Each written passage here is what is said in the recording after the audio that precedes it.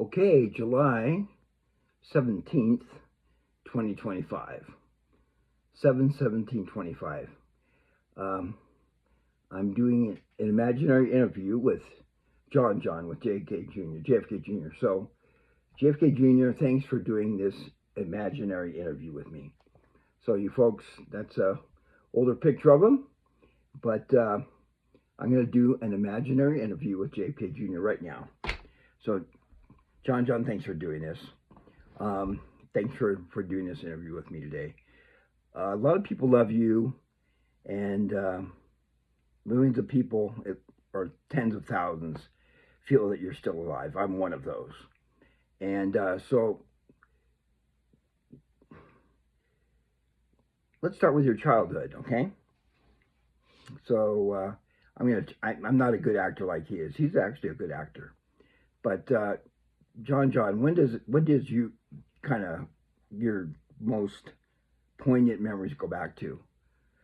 Well, Brent, my father was taken away from me when I was 4 or 5 years old, and so I remember my early childhood, and I was hanging out with my dad, and I'd be under the desk, and he just like took me to work, and I thought that was normal life. You hang out with your dad, have a great thing, and then we'd go to the beach and go to Hyannis, and I just like I loved life, and then like all of a sudden like he was gone, and people like were telling me that he was dead and assassinated, and they kind of didn't really get it, but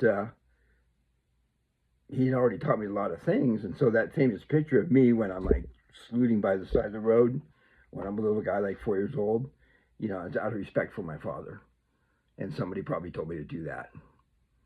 Yeah, John, that picture is like etched in my mind. And sorry if I call you John, but I'm from that era. uh, but people like say, well, where were you when JFK was shot? Well, John, thanks for listening and doing this imaginary interview. I was in Argentina, in Cordoba, on a street called Calle Argentina, which went towards the golf course out in Villa Allende. And I was playing by myself out in the street. I enjoy life by myself a lot. And I was playing by myself as a little boy. And my mom, it's just me and my mom, she came running outside the house screaming. She was hysterical. I can remember it. I was like, I guess 7. And she said, they shot the president. They killed the president. She was just totally freaked out.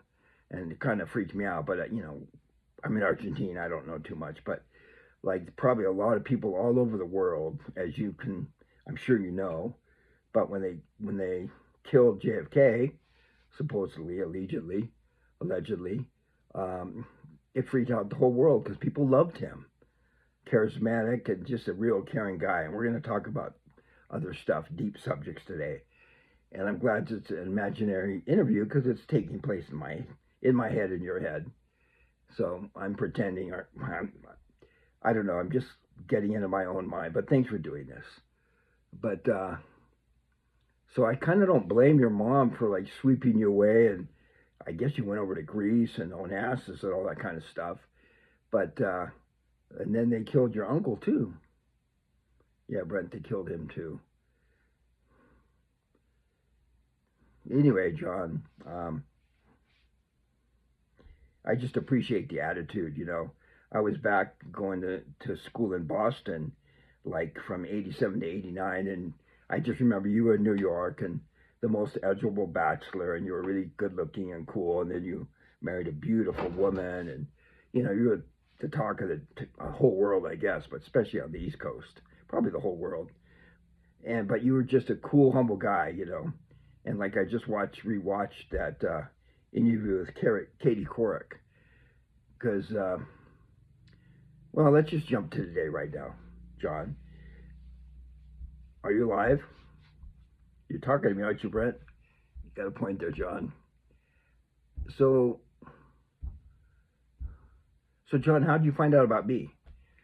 Well, Brent, you're one of the crazy ones, but I remember because I've got an Intel network, duh, and somebody said, yeah, there's this guy that drives flags around in Utah.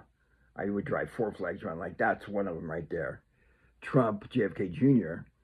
And I thought you were going to, anyway, okay, yeah, I'm not as a good actor as you. So I found out you were driving flags around Utah, so my intel group found out about me.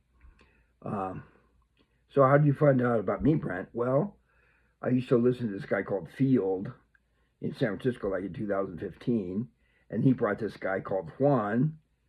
Yeah, I know Juan. Okay, good. Yeah, I do too. And Juan would talk about JFK Jr. And so back then, in 2015 and 16 and 17, I thought Juan was you.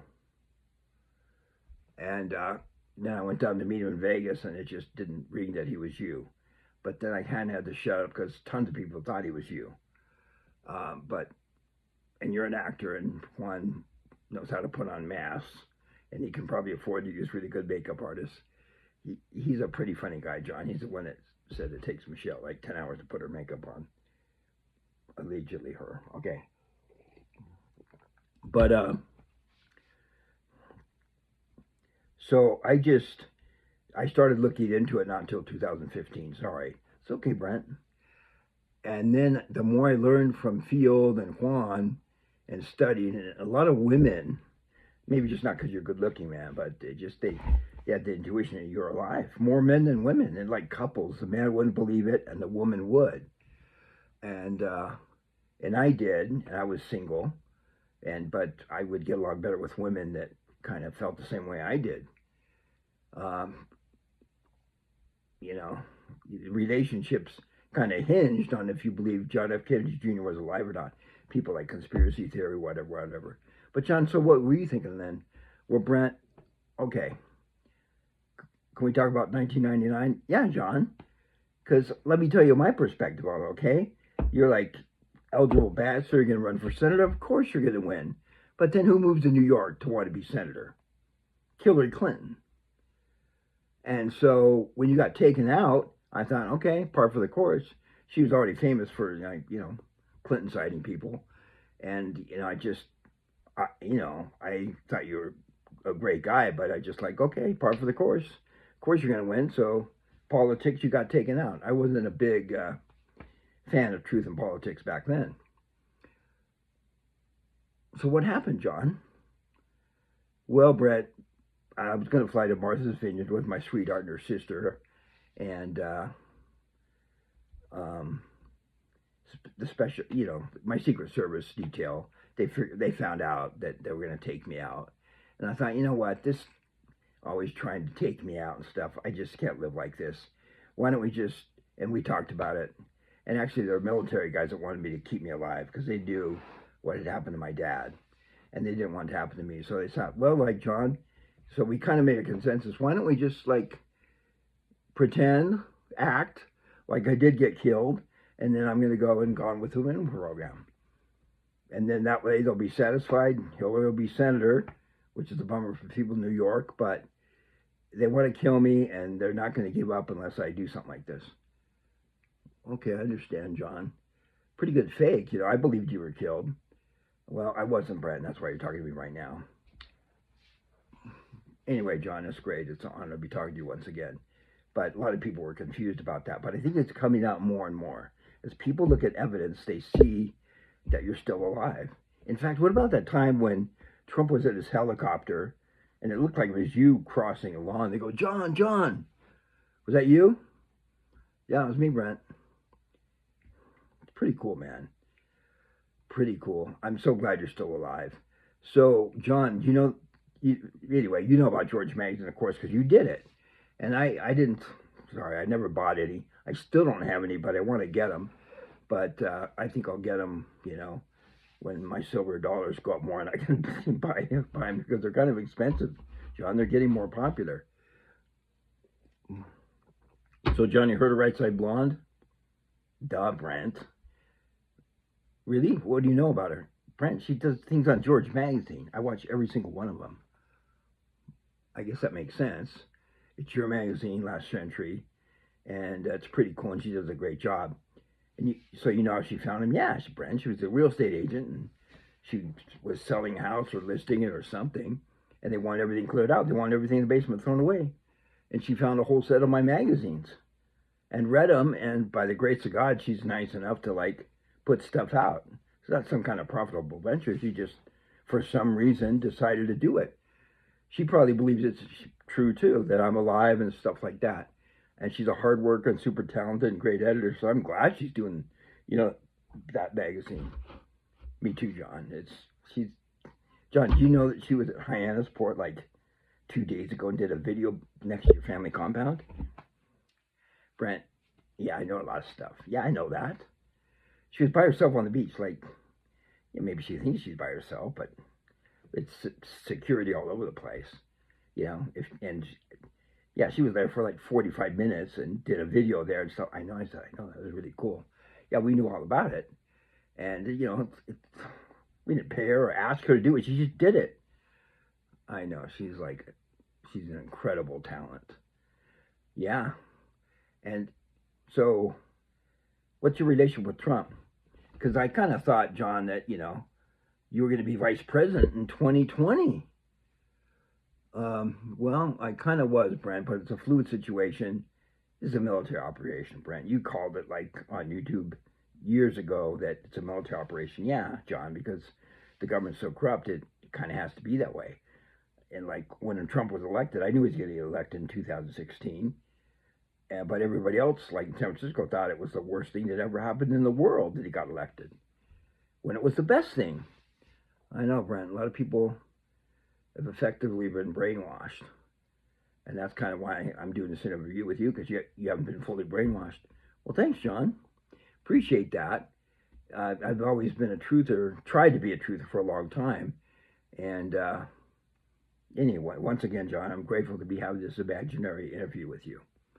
Yeah, me too, Brent. It's cool. So, John, I got to ask you, so when is the world going to get to know about you? I see there's a movie about you coming out like on August 9th. It's like, Brent, a lot of people already know I'm around and alive. They interact with me. But it just, there's still people that have been wanting to take me out. But I think to serve my country best, I might have to be in a leadership position again, because like a peacemaker. I got a different personality than Donald, but we're working very close together. Well, you've done a great job, John. Thanks, Brent. So, John, once again, when are more people going to know about you? We kind of have this sixth sense, and people that are around you have seen you and stuff like that. But you're a good actor and you can wear a mask. Yeah, I can. So, when are more people going to know about you? Brent, I would say in the next month. And Brent, 7/17 is a big deal. And the anniversary of my death, alleged death, was 2 or 3 days ago, or a couple days ago. I know, John. It's like you're kind of the talk of the town on TikTok. I'm not on TikTok. Maybe TikTok. I don't follow as much. But Telegram says, yeah, there's a lot of stuff going around. And Brent, rumors of my demise are largely exaggerated. John, I've heard that quote. And I think it's fantastic you're alive. In fact, I think I'm going to meet you in person in the next few weeks or months. Yeah, you kill. You take care of yourself and come back to the East Coast. I don't get out to the Rocky Mountains that much, but maybe I'll come out that way.